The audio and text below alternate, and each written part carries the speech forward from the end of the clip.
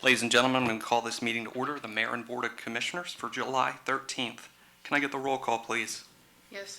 Commissioner Braun? Here. Commissioner Pearson? Here. Commissioner Shepard? Commissioner Warnick? Here. Let the record show you have a quorum. Thank you. Commissioner Shepard won't be joining us this evening. It is his daughter's birthday. So happy birthday, Lainey, on behalf of all of us. If you could rise with me for the Pledge of Allegiance. Pledge allegiance to the flag of the United States of America and to the republic for which it stands, one nation, under God, indivisible, with liberty and justice for all. In light of a recent event, instead of having a prayer tonight, I would like to have a moment of silence in honor of Lori Underwood. Her family was heavily involved in the Rising Sun Fire Service. Her daughter was heavily involved in the Rising Sun Fire Service. Tragically, Lori lost her life in a motorcycle accident. Our thoughts and prayers are with her family, her friends, with the Baltimore, was it county or city? Baltimore City. Baltimore City Fire Department and the Rising Sun and the Community Fire Company of Rising Sun as well. And the Chosen Sons Motorcycle Club. So if we could have a moment in silence in honor of Lori Underwood, that would be great.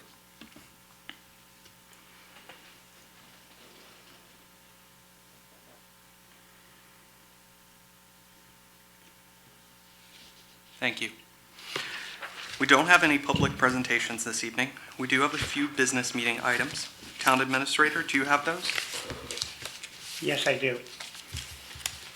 All right, so before you tonight, you have 3 documents to consider. They're all interrelated to one another. I'll give you a summary of how they relate to one another. We currently have vacancies on the Planning Commission and the Board of Zoning Appeals. Now that we are coming out of the COVID restrictions, we're starting to see a lot more activity in the town from a construction standpoint. And one of the items that we're seeing is people building additions or doing certain things that sometimes require special exceptions and or variances. And as you're aware, under state law, we have a planning commission and a board of zoning appeals.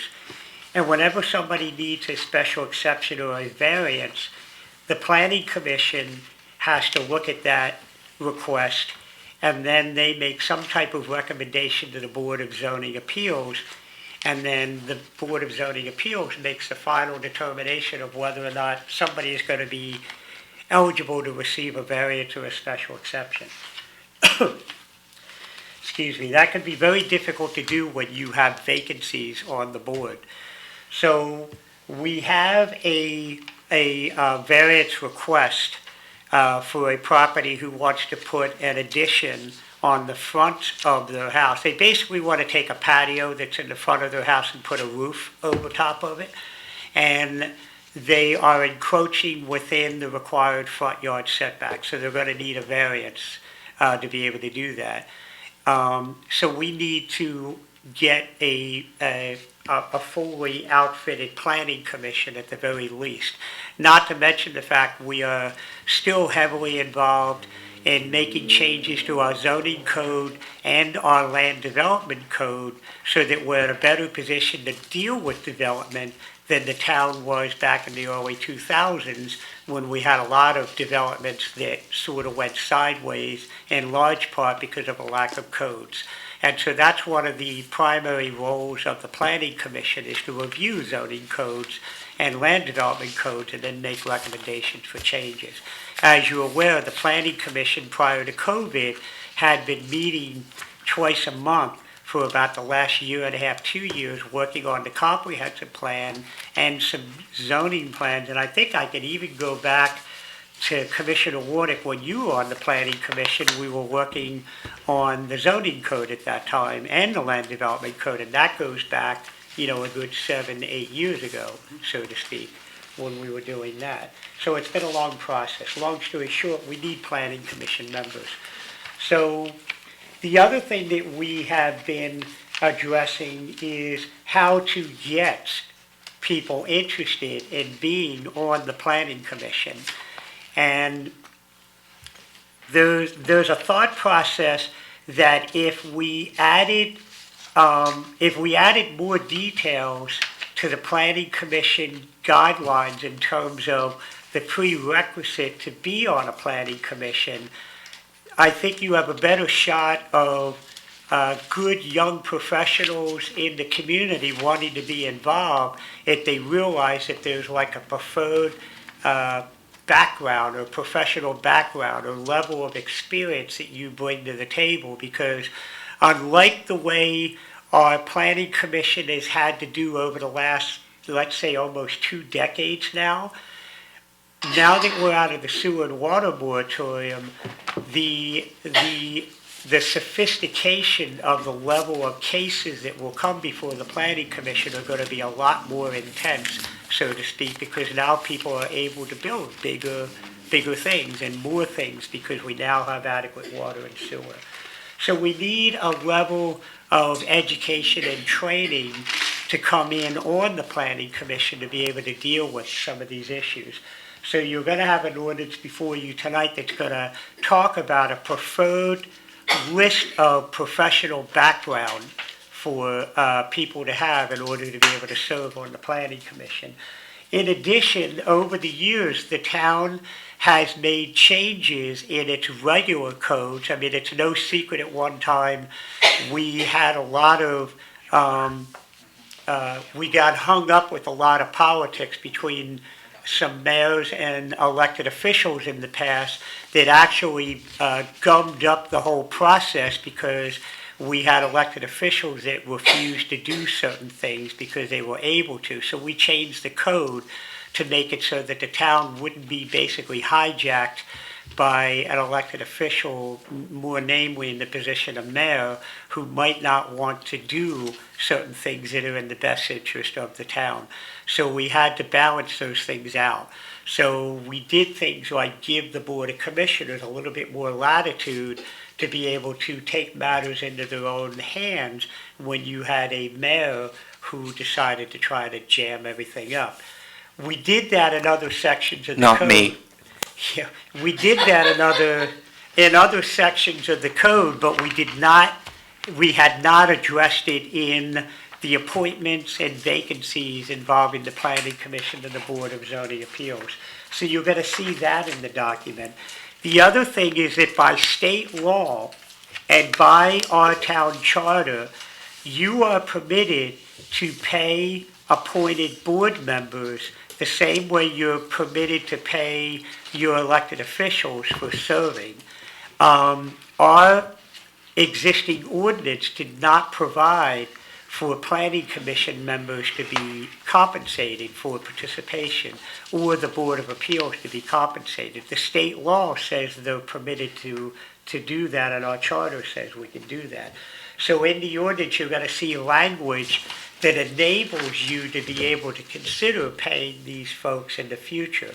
It doesn't set a dollar amount, and as I've said before, one of the things we've done, at least over the 14 some odd years that I've been here, is that we've tried to make the process a little bit more streamlined. So where it talks about collecting fees or charging for things or compensating people, those are not done in an ordinance. They're done in a resolution. So our ordinance creates what I like to call enabling legislation that allows you to create the resolutions that are needed to do these things. So there is a sentiment to pay the Planning Commission and Board of Zoning Appeals for their time. It's not going to be done in an ordinance, it'll be done in a resolution. So two of the ordinances tonight are going to talk about creating that opportunity. And then there's some other cleaning up of some details. In addition to that, one of the documents you have before you is a resolution, because we've had 3 members of our community step up and want to serve on the Planning Commission. We have 3 vacancies. Two of those members have served on the planning commission before, so we have the benefit of regaining people that have some experience in the planning commission. And then we have a new member in the community who's lived here for many years, but he's very interested in shaping the community going forward. And, we're all excited about the opportunities that lie before the town of Rising Sun. So with those concepts in mind, if you guys are good, I would proceed to read into the ordinance, read into the minutes, the various ordinances that we have, if you want to hear those ordinances. If you can, Town Administrator, it'd be great. Okay? So the first ordinance we have is ordinance 2021-02. And let me share my screen real quick so people in Zoom land will be able to see this as well.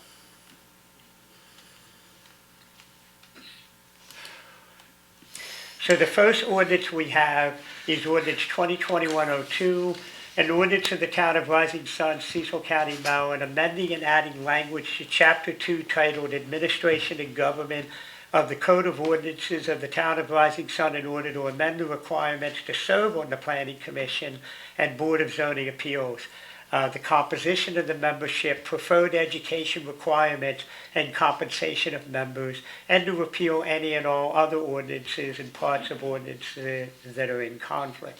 So we have the first three whereas or boilerplate giving you the authority to do this. So I'll go to the next one.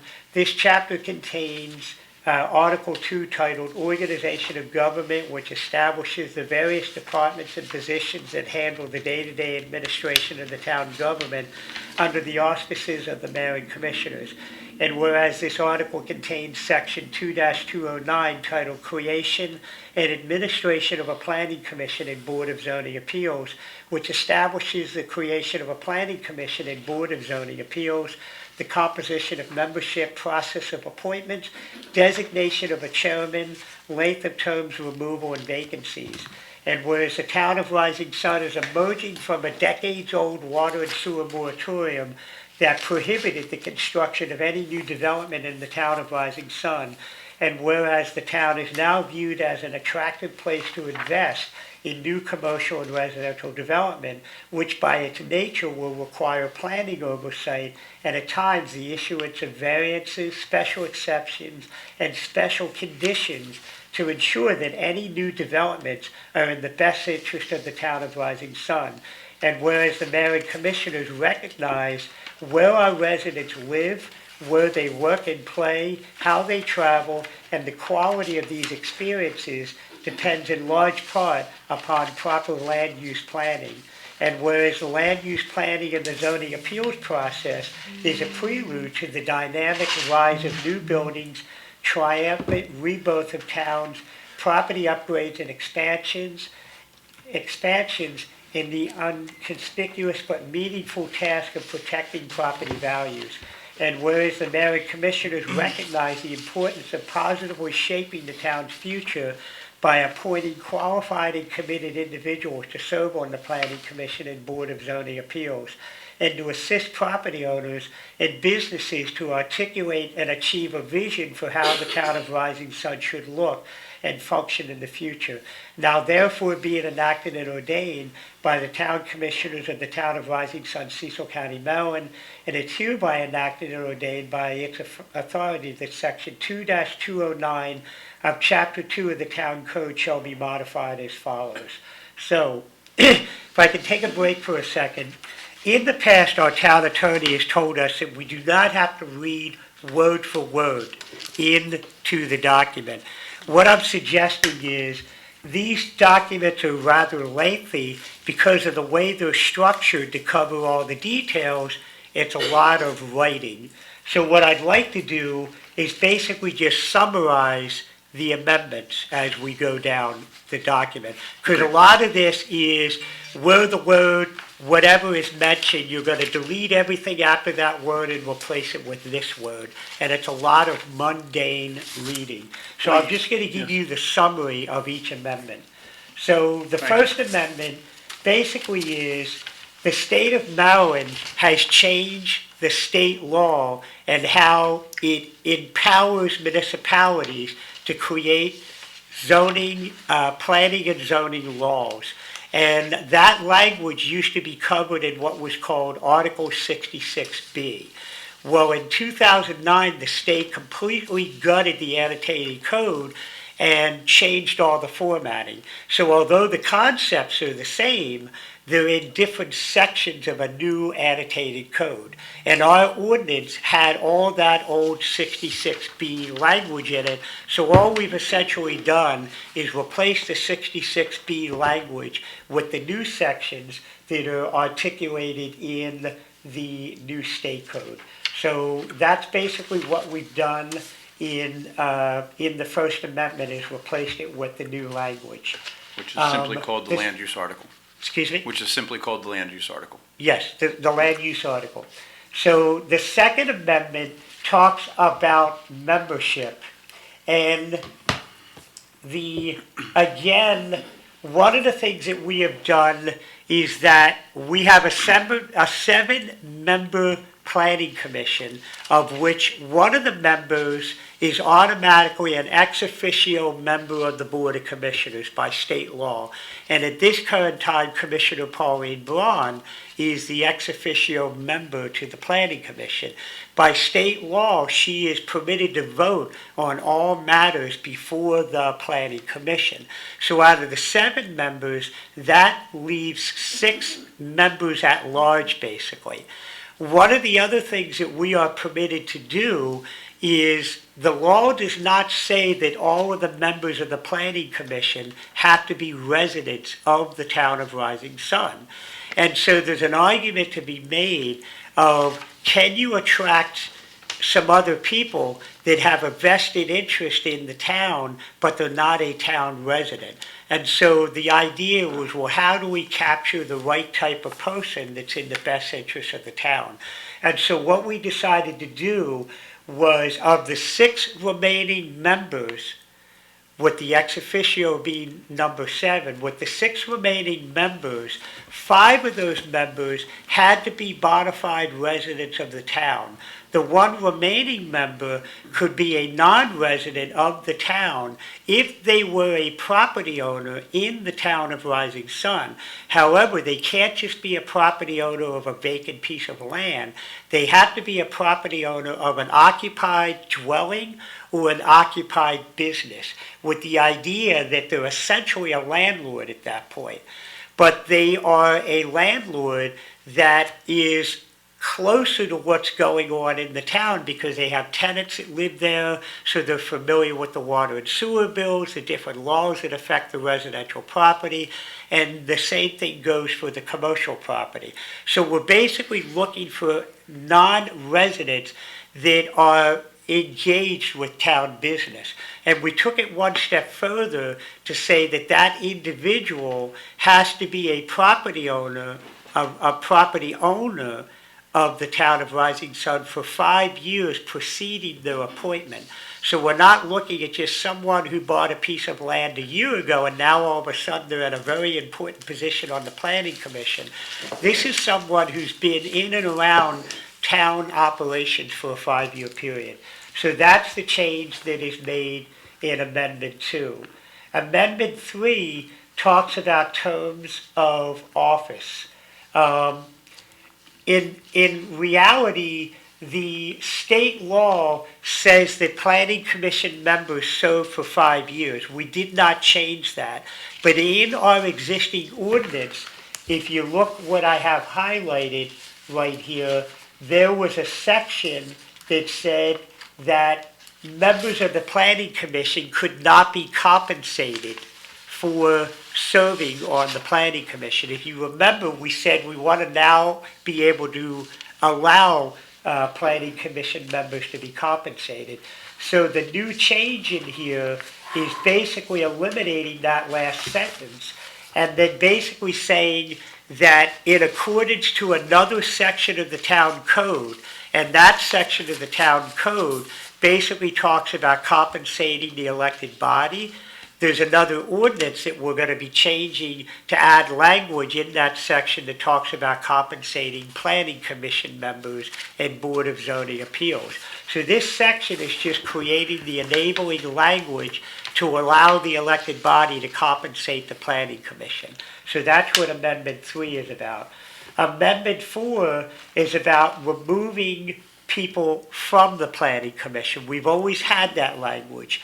However, when I talked about the way our legislative process is, we want to be able to have a fair and equitable evaluation of removing members from the planning commission when it's warranted. And we did have a situation in the past where we had a mayor who refused to appoint people to the planning commission at that time, and we had a situation where we had a problem with a board member on another board, and he was giving overtures that he was not going to remove that person. So again, if you remember in my opening statements, I talked about creating language that would allow cooler heads to prevail and the elected body as a unified group to come in and make the necessary changes. So this section is mirroring that same language. But the other thing that is doing is that we have always had a section in our code about the minimum number of meetings that you could miss on a planning commission. And basically, if a member of the planning commission misses 3 consecutive meetings or misses 33% of the total meetings in a calendar year, they can be removed from office. And the way they get removed is the planning commission saying, hey, we think we need to remove our member. They make a vote. They have a majority vote. They make a recommendation to the mayor in the elected body to have the person removed. Or if the planning commission doesn't deal with these types of issues, the mayor or the board of commissioners can step in and say this individual needs to be removed. So that is the gist of that change, but there's also another change in that the town code talked about planning commissions being able to create their own rules of how to conduct a meeting. And we've now gotten to the point where there are things called ex parte conversations. And this is where the town and the residents really need to pay attention to this, because one wrong communication by a member of a board through ex parte communication can create liability issues for the town, which are liability issues for the resident, because if the town gets sued, the residents are the ones who get sued. And so we really need to be protecting everybody by talking about rules of conduct. And so you're going to see later on in this document where the Planning Commission, in addition to writing rules on how to govern their meetings, is going to create a rules of conduct of how Planning Commission members should be conducting themselves. And I want to give you a good example of where that applies. Commissioner Braun and I were sitting in on an educational class, and they gave the scenario of a Planning Commission member who voted on a very critical issue.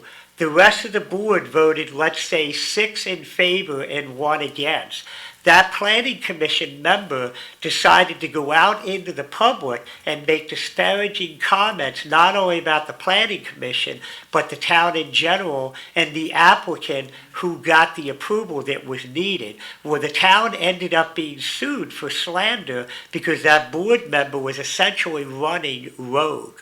And so by creating a code of conduct, and in that particular situation, that municipality could not do anything to that board member because they didn't have any policies on not, voting as a group and living by that decision.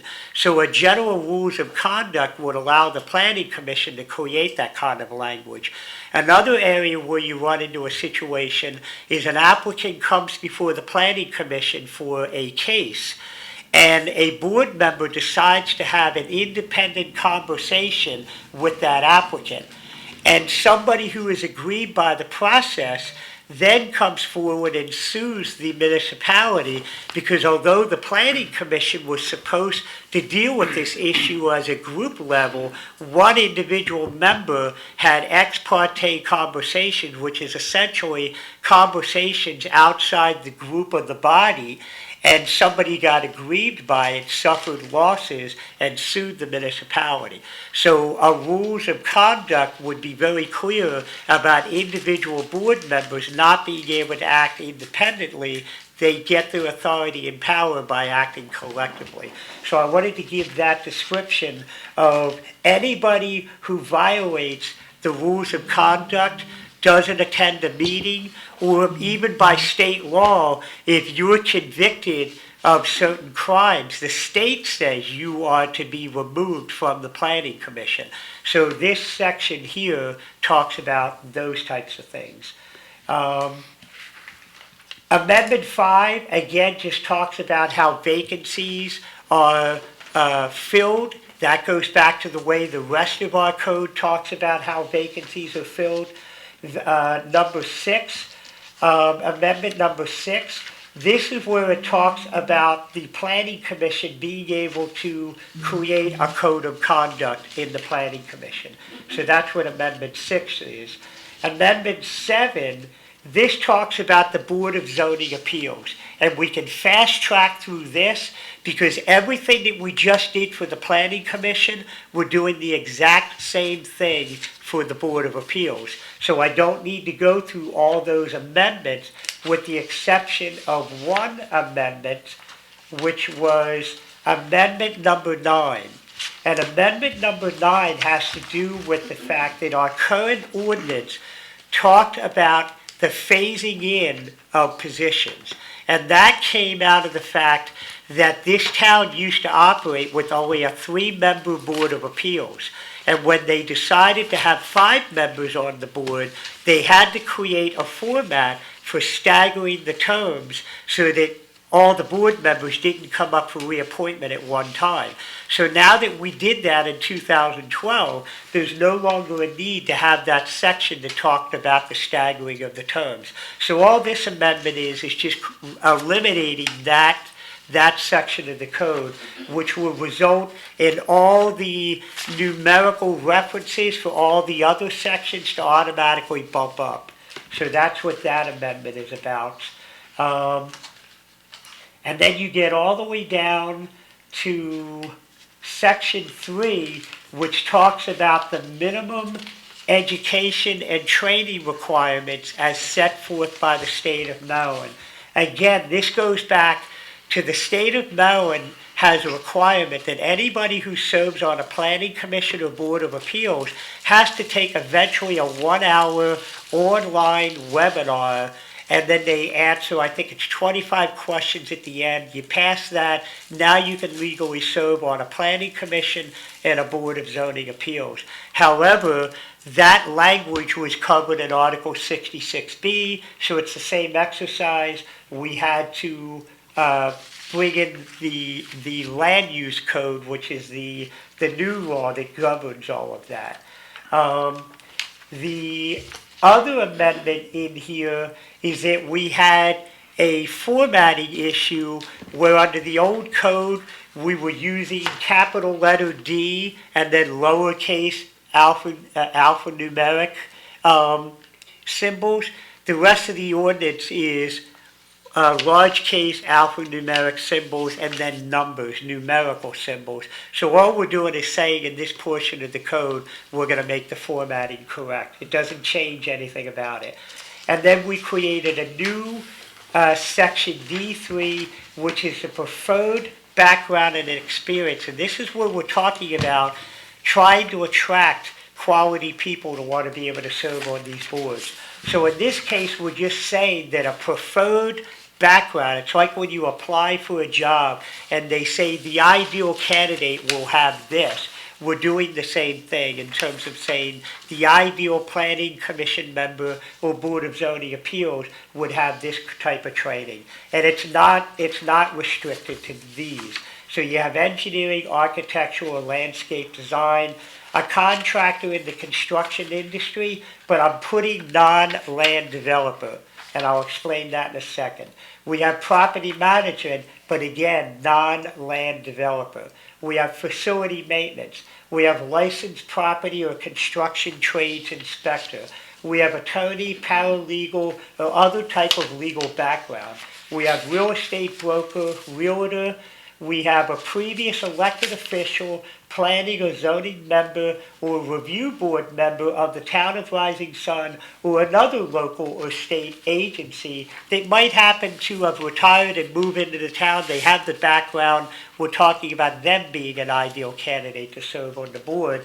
And then any other profession or experience deemed by the Mayor and Board of Commissioners as relevant and beneficial to serve on the board. So again, this is sort of giving us a roadmap to try to start to attract good quality candidates. So that is a summary of Ordinance 22102. Does anyone have any questions regarding Ordinance 2021-02? I know that all of us were able to, Calvin emailed the document to us and we were able to review it. So, I'm sorry, Mayor, the one thing, under our code, normally an ordinance would sit for the next meeting. Under our code, you have the right to treat this as an emergency ordinance.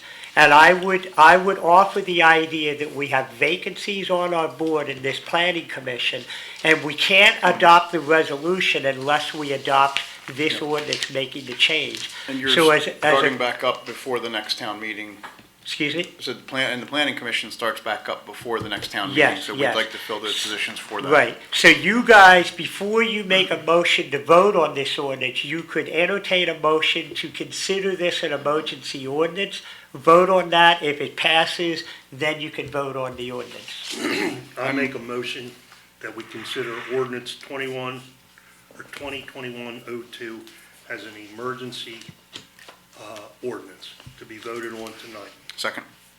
All right, it's been moved and seconded. Just a clarification question, Town Administrator. We do have some cases that are planning to come before the planning and zoning. We have one that will. And that's one of the Yes. reasons why. We don't have enough Yeah, we people, will have really. one.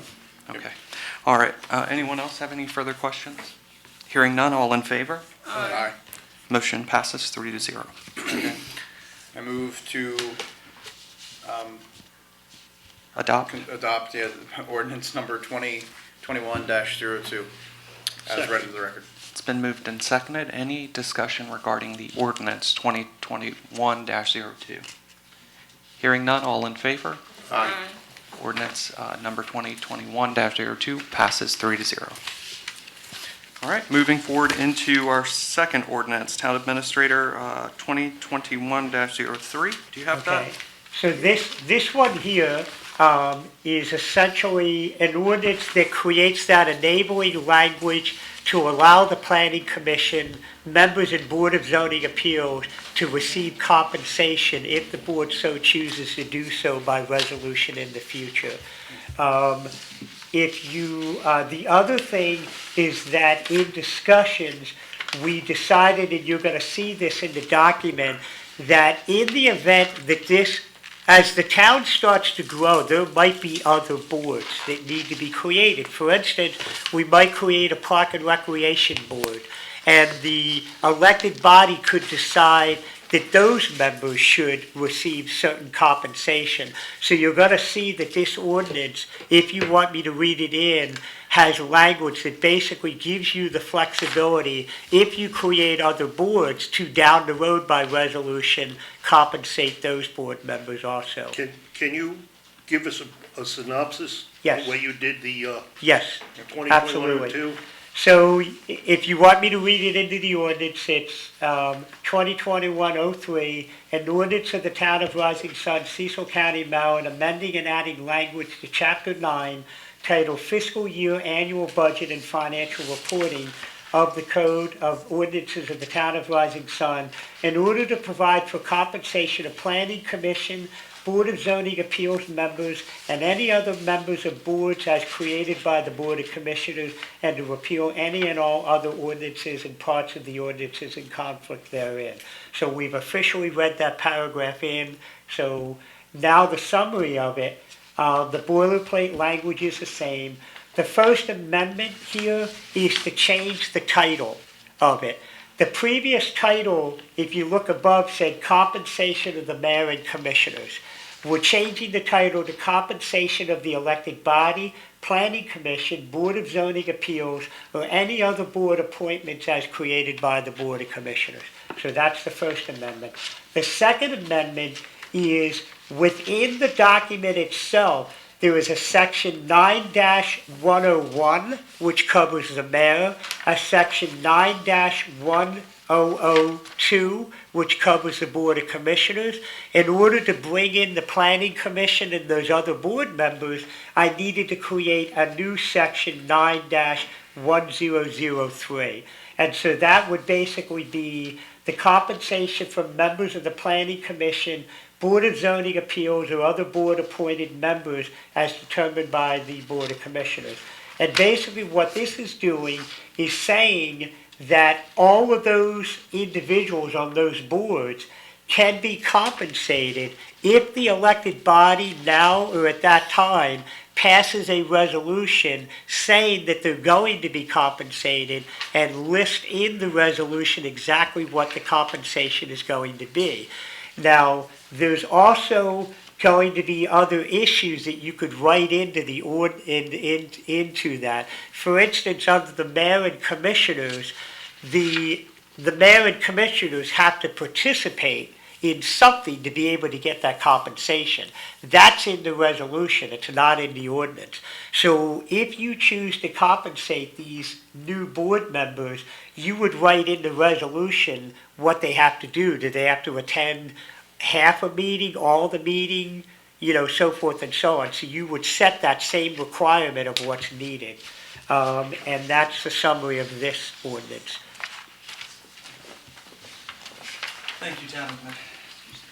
Thank you, Town Administrator. Regarding ordinance 2021-03, is there any discussion? Could I get do we need to do the emergency again? If you choose to, you can do it as an emergency ordinance, or you can let it sit for the next Well, meeting. let me add, we don't have a resolution before us to Right. set compensation at this That's point. right. So So let's we let can this wait. sit until Yeah. next meeting, there's no point. Yeah, All that's right. fine. Can I would get a also motion? just note that this doesn't affect the current compensation of the mayor and commissioners, which Right. means $1,100 a year. Right, that is correct. Is there a motion to approve ordinance 2021-03? There is no motion. There is no motion. It's It's introduced, just going to sit. and Okay. next Gotcha. meeting we'll Thanks for the entertain a motion to- clarification. Thank you. So we don't have to pass this emergency. All right. Thank you. Ordinance No, 2021. resolution. It's a Resolution 2021-05. All right, so this resolution here is a result of you adopting that previous ordinance, which in part enabled you to appoint a non-resident who's a property owner who used to serve on the planning commission on the board, and it also enables you to fill some vacancies. So if you would like, I would read Resolution 2021-05 into the minutes. Yes, please. Thank you. Okay. The Planning Commission and Board of Zoning Appeals appointments. Whereas the town located in Cecil County, Maryland is a municipality organized under the provisions of the Maryland Constitution and governed under the provisions of the local government article of the annotated code of Maryland. And whereas the town is proclaimed as a perpetual entity with the right to pass laws, and whereas the Code of Ordinances of the town contains Chapter 2 titled Administration and Government, which establishes the general guidelines associated with the proper administration of affairs and businesses for the town of Rising Sun, Maryland, and in accordance with the town charter and other applicable federal and state laws. And whereas this chapter contains Article 2 titled Organization of Government, which establishes the various responsibilities of the mayor and commissioners, creation and structure of the various staff positions appointed appointed consultants, departments, and appointed boards that handle the day-to-day administration of the town government as set forth by the annotated Code of Maryland Town Charter and Town Code. And whereas this article contains section 2-209 titled Creation and Administration of a Planning Commission and Board of Zoning Appeals, which further establishes the creation of both the Planning Commission and Board of Zoning Appeals, and further establishes the memberships, terms of appointment, removal, vacancy, meetings, rules of conduct, and records. And whereas the term of existing Planning Commission board member Tom Goebel has expired, and the mayor and commissioners wish to reappoint him to the Planning Commission. And whereas there are also currently 3 vacancies on the Planning Commission, and Miss Joanne Osborne, Miss Judith Fisher, and Mr. Michael Havizdak have submitted their interest in filling these vacancies and serving on the Planning Commission. And whereas the term of existing Board of Zoning Appeals member Joe Scaliak has expired, and the mayor and commissioners wish to reappoint him to the Board of Zoning Appeals. Therefore, the mayor and commissioners wish to make the following appointments to the Planning Commission and Board of Zoning Appeals as follows. Joe Scaliak shall be reappointed to the Board of Zoning Appeals and shall serve in this position until June 30th of 2024. Tom Goebel shall be reappointed to the Planning Commission and shall serve in this position until June 30th, 2025. Joanne Osborne shall be appointed to the Planning Commission and shall serve in this position until June 30th, 2024. Judith Fisher shall be appointed to the Planning Commission as the non-resident 5-year property owner and shall serve in this position until June 30th, 2024. Michael Havizdak shall be appointed to the Planning Commission and shall serve in this position until June 30th, 2025. Now therefore be it further resolved that the Mayor and Commissioners of the Town of Rising Sun passed, approved, and adopted this resolution on this 13th day of July 2021. Let me just clarify something here. The reason why you see the terms the way they are is Board of Appeals is a 3-year term, Planning Commission is a 5-year term, and we had some terms expire during COVID in 2029. So to not mess up the staggering of 2020, we had some terms expire in 2020. And so we're filling those expired terms even though they expired a year ago because of COVID. So that's why you see some of the funky configuration. All right, Resolution 2021-05. Can I get a motion to approve that resolution? So moved. Second. It's been moved and seconded. Any discussion? Yes, I'd like to say something. I served with Judith Fisher when she was on the planning board prior, and she was outstanding then. I think we've made a very wise choice in bringing her back in. She is extremely knowledgeable about the planning and zoning plus the town. I concur with that. And I did just want to make sure, and I was able to ask our ex officio to Planning and Zoning, Commissioner Braun, if she was okay with these appointments, and she said that she Very much was, in so. favor of them, yes. Okay. All right. All in favor of Resolution 2021-05? Aye. Resolution passes. Thank you. All right. Moving forward into citizens' input. Would anyone like to speak this evening? Let me stop sharing my screen. So we have Grant Coates and Shirley Coates in the audience. That's all we have.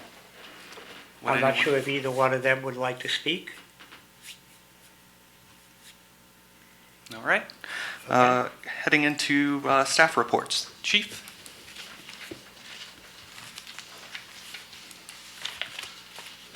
Good evening, Mr. Mayor, Board of Commissioners. During the last 2-week period, we responded to 336 calls for service. There were no notable trends that we identified. During that period, as you all are aware, it's that period where we have to rotate vehicles out for high mileage and maintenance We did place an order for a new vehicle. Typically, it's a 12 to 16 week wait.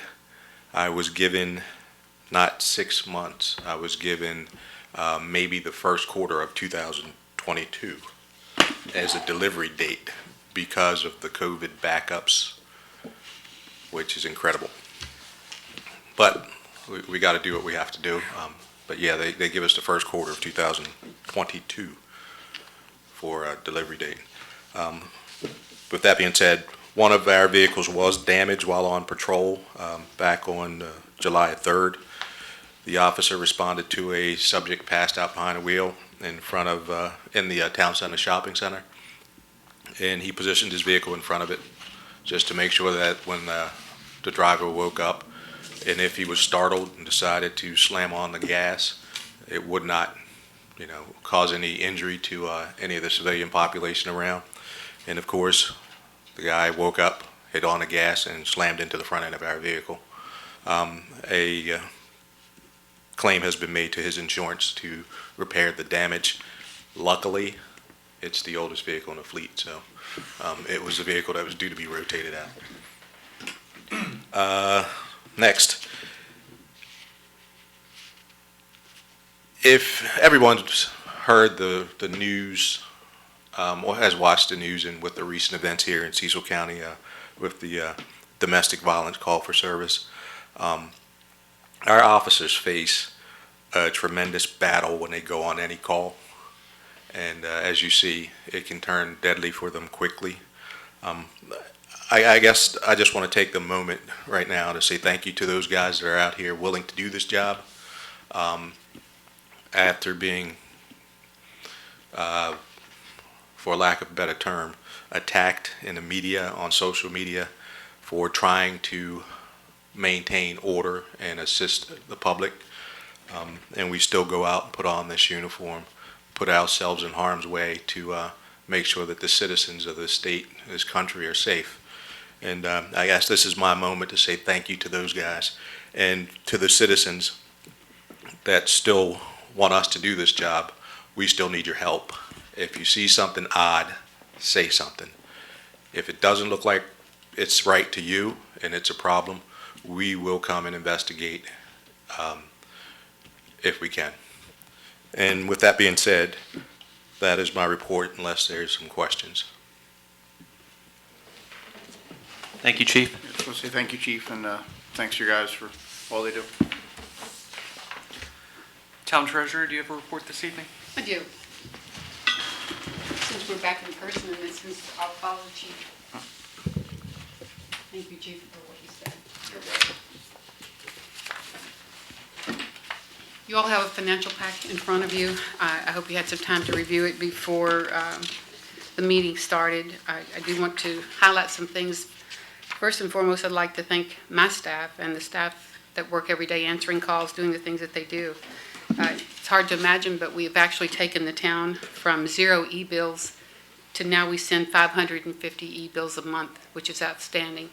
It's really helping us with being able to work with the residents and get their water bills to them timely. Also, we're seeing a really favorable impact with the way the bills are being paid online. That's much more timely. I know that you probably, if you remember, one of the goals was to have our delinquent accounts over 60 days to below 8% by the end of the year. We ended this operating year at 3.6% delinquency over 60 days, and I think that's outstanding from where we were and a really good testament for the residents and being willing to work with us. We did bill out 54 million gallons of water last year and ended up with a receivable balance of like $190,000, of which almost 90% of it is current. So outstanding performance in the water and sewer arena. I'm going to highlight a few things. I'm not going to go into a lot of detail unless someone has questions. If you look at the general fund in operating, we ended the year with $113,000 positive from operations. We didn't go into reserve funds at all. And when I was looking at it, I didn't see anything there that I would think would be somebody that we'd want to delve in any further. I did list for you the expenditures for the month, showing you all of the vendors that we paid, if those checks are outstanding or if they've cleared. We have a very strong positive cash balance at the end of the year. If you look at the water fund, if you look at our years of operation, we're ending very positive. Right now, we don't have depreciation figures. We'll have those shortly. We did start, and it's almost a record for us, we started our audit today. We had the auditors come in, and we're hoping to have our audit finished 60 days after the close of the year. Once again, you have your check register in your pack, and then going into the sewer fund, we ended in a positive operation, where that doesn't include, we haven't applied depreciation, but we also didn't go into reserve funds in the sewer department either. And any questions at all about the financials? Thank you, Judy. Okay, hearing no questions. If you have any questions at all, feel free to send me an email and I'll be glad to answer you. Town Administrator, do you have a report this evening? Yeah, I have a couple items I want to keep everybody up to speed on. I already mentioned the variance request that we have coming up for the addition.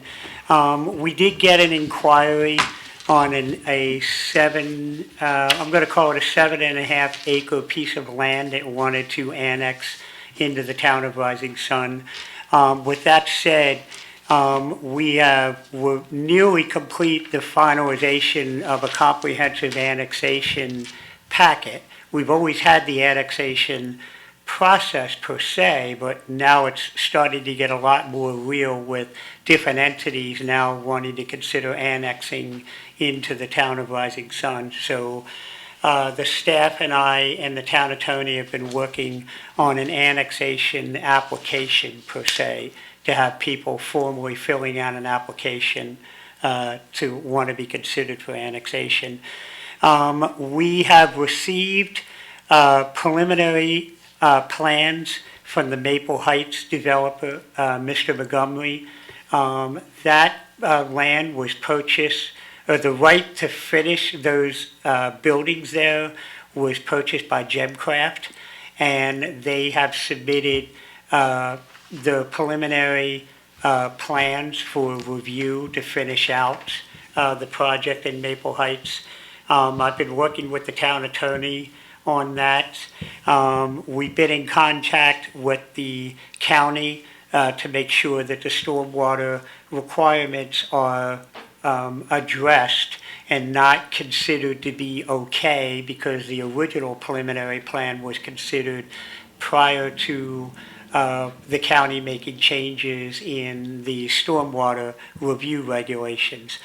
I also had a conversation today with members of the county stormwater division about making sure that we didn't have any issues in how we are processing people who want to do things to their property that trigger stormwater management review from the county.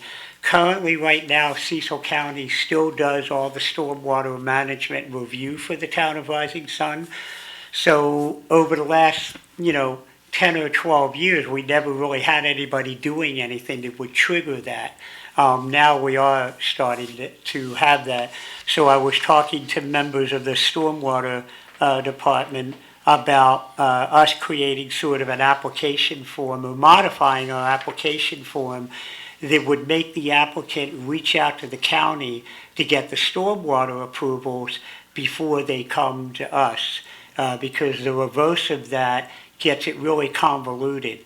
And we've had people that we've had to deal with stormwater management who give us the building permit, and we tell them they have to get reviewed by the county. They don't do it, or it falls through the crack, and then they start reaching out to the mayor or whatever, saying that we're holding up their building permit, when in fact they had not gotten approval from the county for stormwater. So in talking to their division, they said that their Department of Building Inspections would not even accept a building permit application until they get a stormwater permit issued from the county that at least makes it reality that something's going to happen in the property, because the converse of that is you spend a lot of time looking at building blueprints and reviewing and going through that, only to find out that the people did not account for the stormwater management. You invest a lot of time and then they might pull the plug on it. So they were telling me today that the county building department has had an issue with that over the years. So we're going to probably work to do something very similar to that to make sure that we don't get caught up in that. Stevens Preserve has also been purchased. That is the 114 home subdivision behind Jane's United Methodist Church. We have spoken to an engineering firm who has talked about what they might be doing, but they have not given us any kind of concept plans on exactly what they're going to be doing. We've had 3 permits for garage additions. In other words, we have some residential properties that are now adding garages to the side of their property. So obviously the economic forecast and things are looking up for the town of Rising Sun. We're starting to see these things pop up. Fairview Apartments, as the public safety commissioner and the chief know, I've been doing inspections over there for about the last 6 months. They've done, they've done a very comprehensive renovation of Fairview Apartments. They put new appliances in many of them. They've made a couple of the units handicap accessible, which has required some interior renovations. I have found in the process that certain things that although the builder or the contractor did not touch, I don't feel comfortable as the jurisdiction just ignoring it simply because they didn't touch it. And what I'm getting at is emergency lighting.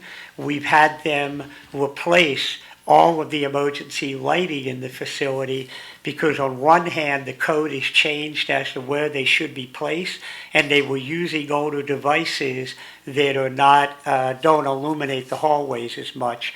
So Fairview Apartments has been really responsive to addressing these issues, even though they didn't originally contract to do them. The bottom line is the safety. I also required them to have a third party come in and actually test every strobe, every pull station. Some of the apartments have strobe lights in them, so I had a third party who monitors that come in and provide a report that everything is good in there. So we've made our best effort to have Fairview Apartments be a lot safer than it ever was before and to bring it up to code. We've also, it's funny how things seem to run in threes, so to speak, and we've had mold issues where, and it's happening in rental properties. You would think that the county health department regulates mold, but they actually don't. And we've had this issue before, and I have 3 different rental units now where the landlords are not dealing with the mold issue. So as I did, Commissioner Pearson, I think you were on the board many years ago when we had to deal with one of the apartment Yes. complexes in here. So I'll be dealing with some mold issues. The other thing that I wanted to bring up that we've had some cursory conversations about, we're starting to get inquiries from different groups who want to use our parks as an avenue for solicitation. And I think the mayor and Commissioner Warnick and I were talking about it. We probably should look at our ordinances and think about whether or not we want our parks where people are just coming out with their family and their kids to have a quiet, peaceful time. They may or may not want to be approached by entities wanting to solicit. So we might want to think about addressing that in the near future, a solicitation. The other thing I wanted to bring you up to speed on is I talked about this a couple of times. Under our MS4 requirements, we have a very large investment that we have to make in stormwater management by 2025. It's an unfunded mandate. In our budget, we did budget to start doing some administrative things, so we're not paying all this money at the end. But we are making a lot of headway at coming up with a good strategy for restoring the stream at the sewer plant. It's a prime candidate where we can basically be 98% compliant with the amount of acreage that we have to address in our MS4 requirements by just doing it at the sewer plant. In addition to that, although we don't have an issue with the way our lagoon is being used in handling the sludge, MDE has approved that, at some point in time, we're going to have to address that. So I've asked the engineer to look at the possibility of potentially taking all of the lagoon or a portion of the lagoon and turning it into a wetlands buffer that would basically accommodate two things at one time. We can start decommissioning the lagoon, but we can do it under the MS4 requirements, which helps us meet that financial burden of MS4. It also opens us up to a lot of other grant opportunities. And what I mean is that there aren't a lot of grant opportunities in coming into compliance with MS4, but there's a lot of grant opportunities in decommissioning a lagoon. So we're trying to get creative and find other ways to satisfy the financial hurdles that we're going to have going forward. So I'll keep you guys up to speed on that as it evolves over the next couple of months. And that concludes my report. Let's go back to Mr. Montgomery and Gemcraft. Yes. They are going to be required to produce as-built. Yes. Yeah, the code changed since that was last time that required that. Yes. Lesson learned. Yes. Well, there wasn't a We lesson changed that. learned for a I while. was on planning and zoning, I think, when we changed that. Well, let me say this. There are other issues. As we know, we had a lot of bad development at one time and a lot of lax enforcement. This development is already been notified that we're not doing anything until they come into compliance with a lot of those previous issues. And one of them is getting compensated for the paving that the town did.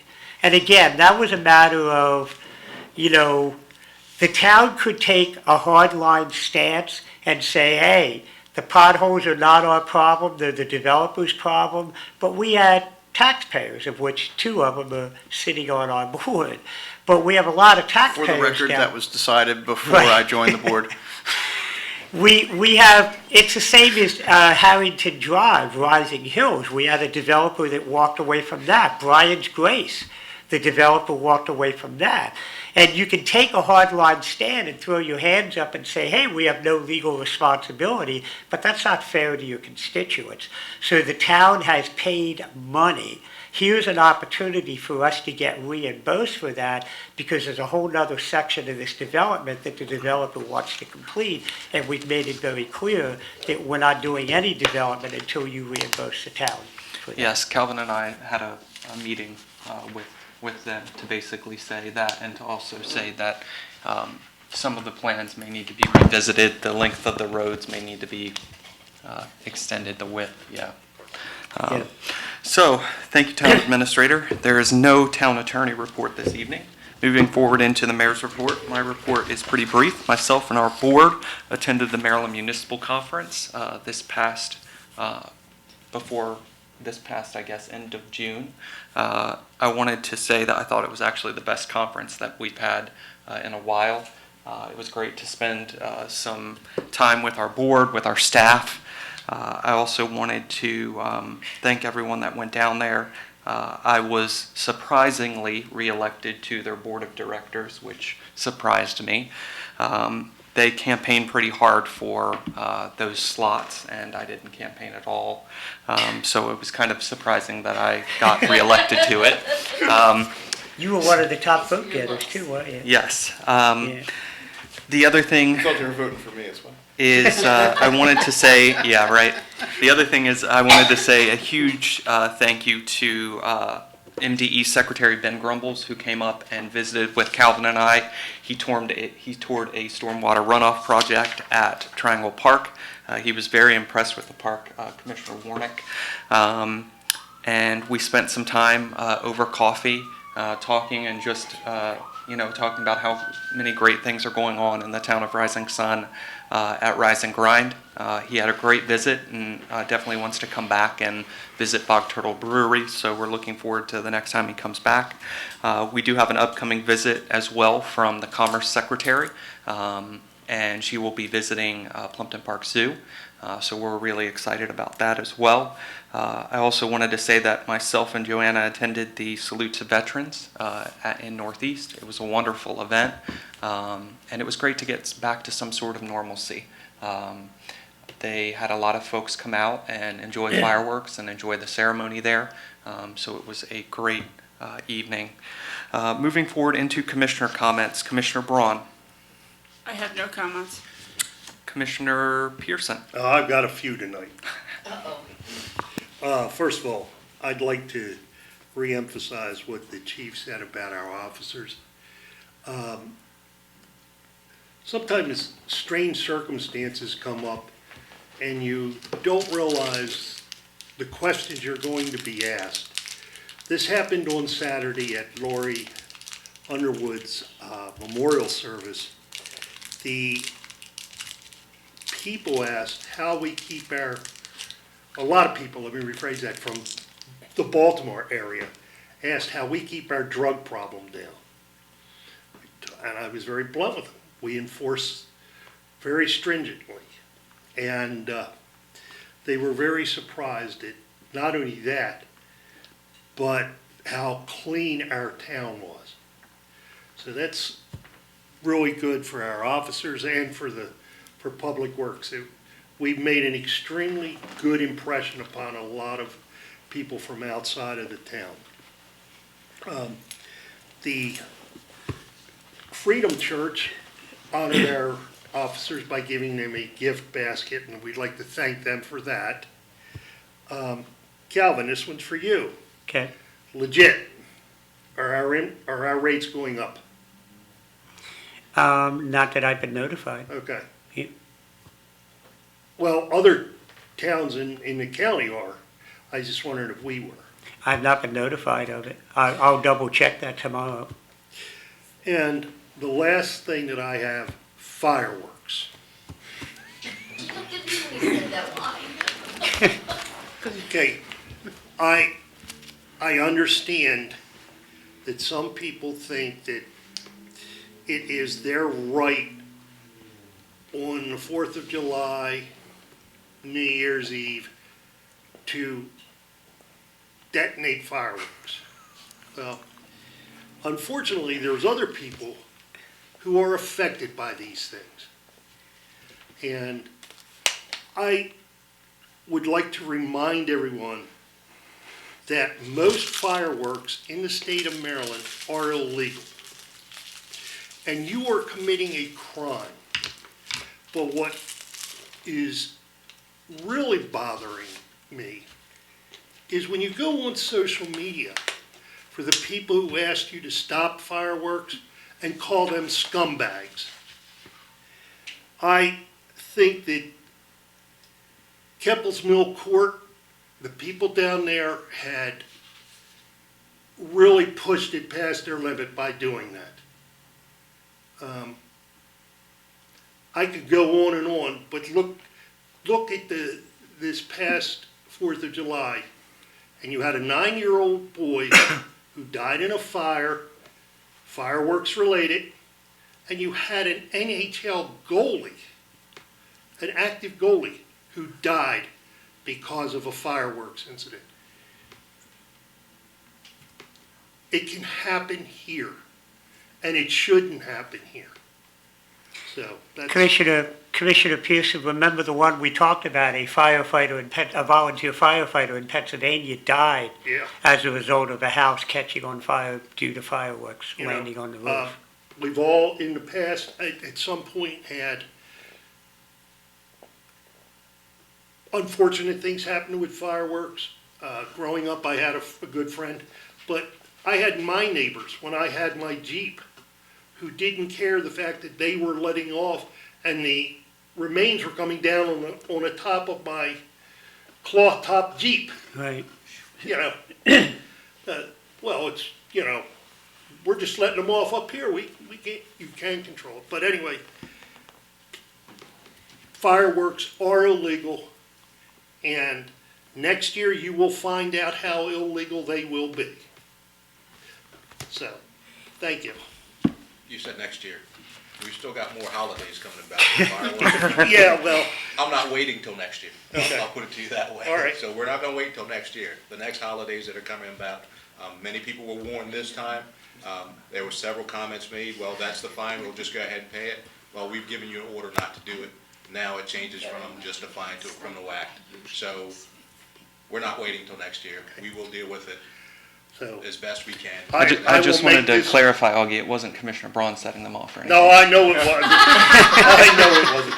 But I will make it extremely, Gotta worry about. extremely clear to the residents of pulled a car Rising across Sun that block. that we will enforce this.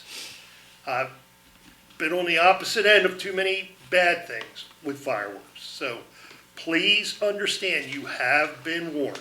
Thank you. Now, would you, I probably should have done it earlier. Would you like me to give a brief update on the paving? Because that's Yes, please. a concern. So, I wanted to follow up on a Facebook post, social media post that we put out earlier today. As most people know, at our last meeting, the elected body was able to award the bid for paving on our 2021 street program.